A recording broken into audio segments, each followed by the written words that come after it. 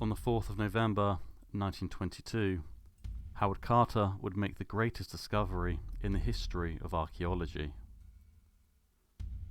5 years of searching had all led to this moment.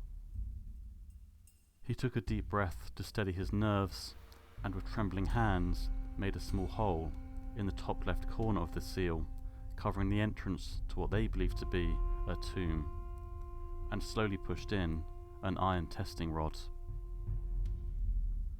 There was nothing obstructing the rod. Whatever lay beyond the sealed door was a room of some sort.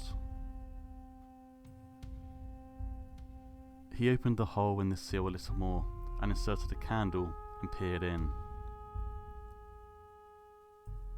Suddenly a gust of hot air, like the warm breath of somebody talking or uttering a warning, escaped the chamber, causing the candle to flicker. He felt his heart race, and as his eyes grew accustomed to the light, the details of the room within emerged. Everywhere, the glint of gold. He had uncovered the fabled burial chamber of Tutankhamun. The treasure contained within was beyond his wildest dreams. Jewelry, religious artifacts, amulets, weapons, musical instruments, and royal insignias, all of which constructed by handcraft experts and made of the most precious materials, such as ebony, alabaster, precious stones, and gold. Lots and lots of gold. And in the midst of all this treasure was the tomb of Tutankhamun and his death mask, the beauty of which would come to signify the beauty and mystique of ancient Egypt.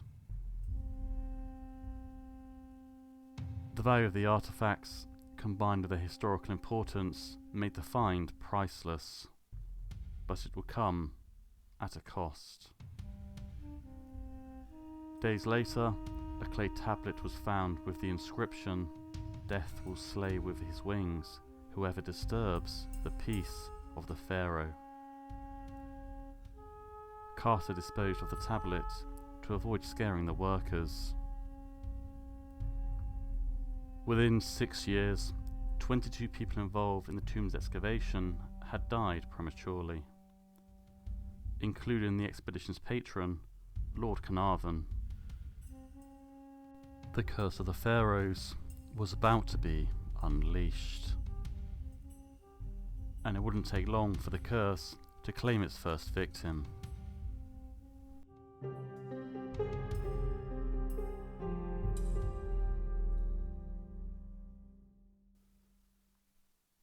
Lord Carnarvon sat staring, with a combination of fear, anxiety and disbelief, at what he had just seen in the crystal ball on the table in front of him.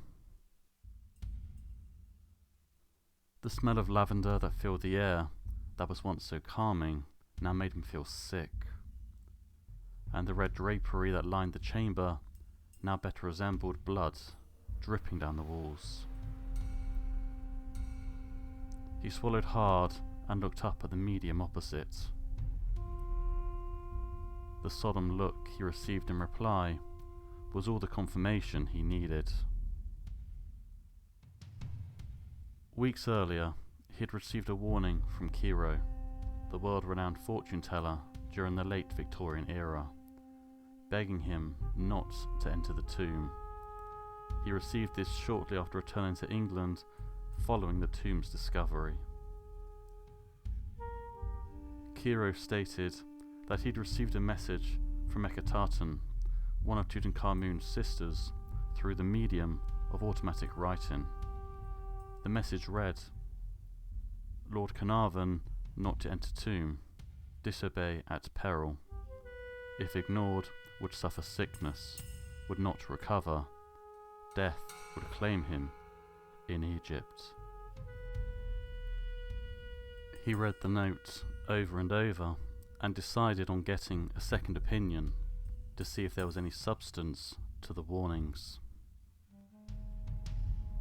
The psychic he chose was a clairvoyant he trusted and he'd seen in the past, another famous psychic at the time by the name of Velma. Velma's prediction wasn't any better. He warned him that there was a strong likelihood that he would die in circumstances related to the occult or supernatural forces. He tried to put the warnings out of his mind. He'd invested too much time, money and effort to be scared away now by superstition. This discovery was too important, too historic, for him to back out now. Besides, predictions and prophecies aren't always exact or even accurate. But as time went by, the warnings continued to weigh on his mind. And as he now sat opposite Velma for the second time, staring into the crystal ball, he was starting to question everything all over again. After Velma read his palm a second time, he warned that things looked more ominous than before.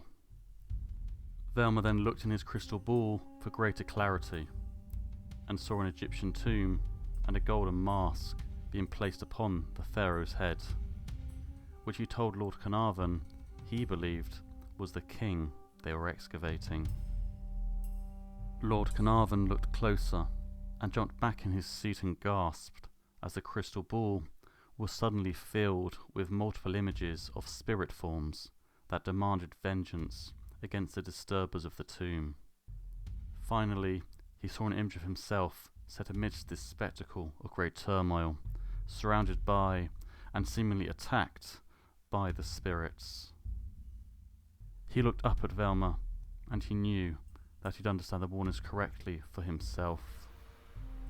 After a few moments of silence, he felt his composure return, and as he stood and turned to leave, he announced that he would challenge the psychic power of the ages. It was a challenge he would soon regret.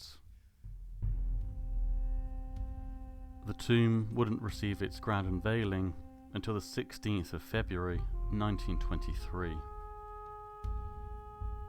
Shortly afterwards, Lord Carnarvon, the man who funded the expedition, was lying in bed, sick and feverish. The doctors thought it was an infection due to opening an old wound while shaving, although the fever would indicate an insect bite, possibly mosquito. He took a sudden turn for the worse, and shortly before 2 a.m, on April 5th, he was dead. It had been less than 5 months since the tomb's discovery. As his family sat by his bedside, the lights went out due to a power cut that had affected all of Cairo, the cause of which has never been explained. The strange events weren't limited to Cairo. Back in England, on the same night, Lord Carnarvon's favourite fox terrier began howling and mysteriously died. The next victim was Arthur Mace, an American archaeologist who had helped Carter unseal the tomb. He began to complain of exhaustion shortly after Lord Carnarvon's death. He fell into a coma and died a short time later. He died in the same hotel as Lord Carnarvon. And the deaths didn't end there. George J. Gould, son of a wealthy American financier, came to Egypt when he heard of Lord Carnarvon's death. Howard Carter took him to see the tomb. The next day, he had a fever. By the evening, he was dead. Professor Lafleur visited the tomb on his first day in Luxor. He died the same night in his hotel room. Joel Wall, a British industrialist who visited the site, also died of a fever on his way back to England. Archibald Douglas Reed, a radiologist who x-rayed the mummy of Tutankhamun, experienced sudden weakness on his way back to England and died before he returned. 5 months after the death of Lord Carnarvon, his half-brother, Aubrey Herbert, had undergone surgery to cure a degenerative eye condition he had suffered from since birth. He would die of sepsis shortly after the procedure. In the 7 years between 1922 and 1929, 22 people associated with Tutankhamun's excavation would die. This included Lady Carnarvon, who would curiously die of an insect bite, like her husband Lord Carnarvon 7 years earlier. Carter's secretary, Richard Bethel, died of circulatory collapse. Professor Douglas Derry, one of the 2 scientists who performed an autopsy on the mummy of Tutankhamun, died of the same condition in 1925. The other scientist, Alfred Lucas, died of a heart attack at around the same time. Carter himself would be afflicted with exhaustion and depression following his discovery of the tomb. It was reported by his friend and colleague, Professor James Henry Breasted, that he would become sick and feeble, and at times he wasn't all there cognitively, and would struggle with simple decision-making tasks. When Gamal Merez was asked about the possibility of a curse, when he was tasked with supervising the tomb's treasures to London in 1972, he laughed it off. He died the night after the cargo was transported. So how can we explain the strange timing of the deaths that followed the opening of the tomb? Could there really be a curse? If not, how reasonable is it to put every death down to coincidence? One theory is that ancient pathogens were stirred up in the dust, or that fungal spores on the walls had infected those who entered, or triggered an allergic reaction, and that as those who were present were older, they were more vulnerable to an ancient pathogen or adverse reaction to fungal spores or allergic reactions. In 1999, a microbe was hypothesized as the cause of these deaths. Gotthard Kramer, a German microbiologist, examined 40 mummies and identified several species of mold spores in a dark, dry tomb. Kramer hypothesized that when the tomb was first opened, the fresh air could have caused the spores to be blown into the air and infect the archaeologists through their nose, mouth, or eyes. Food offerings that were left in the tomb before they were sealed may have provided the growth environment for the mold. Upon entering, it was speculated that the spores could lead to systematic infection or even death to the infected individuals. Dr. Ezzeddin Tahar, an Egyptian physician, claimed that the health records of many of the exposed workers were compatible with infection from Aspergillus, including rash and fever. A theory in the same vein as this is that the ancient Egyptians had an expert knowledge of poisons and utilized this to protect the tombs of their kings and queens. This, however, doesn't explain the death of Lord Carnarvon's dog, nor does it explain why the lights went out in Cairo the night he died, something the Cairo Electricity Board have never been able to explain. But the main problem with this theory is that it has never been proven, and a forensic scientist, Alfred Lucas, had taken samples of the inner chamber the day after it was opened, and while one of the samples was shown to contain bacteria, the bacteria was harmless. This is the same Alfred Lucas who would die shortly after the autopsy of Tutankhamun. Another possible explanation is that simply believing you have been cursed is enough to kill you. There is a documented account from 1938 of a 68-year-old African man by the name of Vance Vanders. He was admitted to the hospital with an unknown illness. He had been sick for several weeks. He had lost 50 pounds, or 3.5 stone, and was very near death. In other words, the man was simply wasting away. Despite numerous tests, x-rays and physical examinations, the doctors were at a loss to explain the cause of his sickness. Vanders continued to deteriorate. Whenever he ate, he immediately vomited back up again. He was barely strong enough to talk, and when he did, he just repeated that he was going to die. Death seemed all but inevitable, but the wife of the sick man took one of the doctors to one side and recounted an incredible story. She told the doctor that her husband had encountered a voodoo priest, and following an argument, the priest waved a bottle of foul-smelling liquid in front of the man's face and told him that he had placed a curse on him and that he would die shortly, and not even medical doctors could save him. The next day, the doctor returned to Vander's bedside with an incredible story of his own.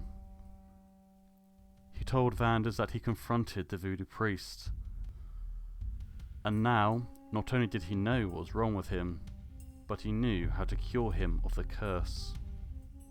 The doctor then injected Vanders with a powerful emetic to induce vomiting. Shortly afterwards, the patient was vomiting into a metal basin.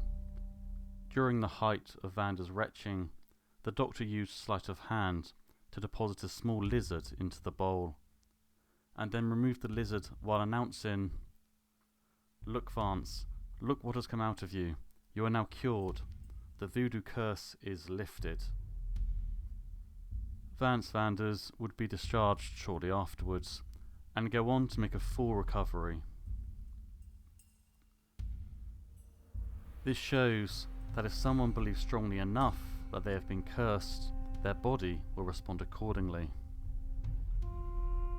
The stress alone is likely to result in a loss of sleep, which will suppress the effectiveness of the body's immune system, thus in turn making someone more likely to get sick in the first place, and to experience the sickness more severely.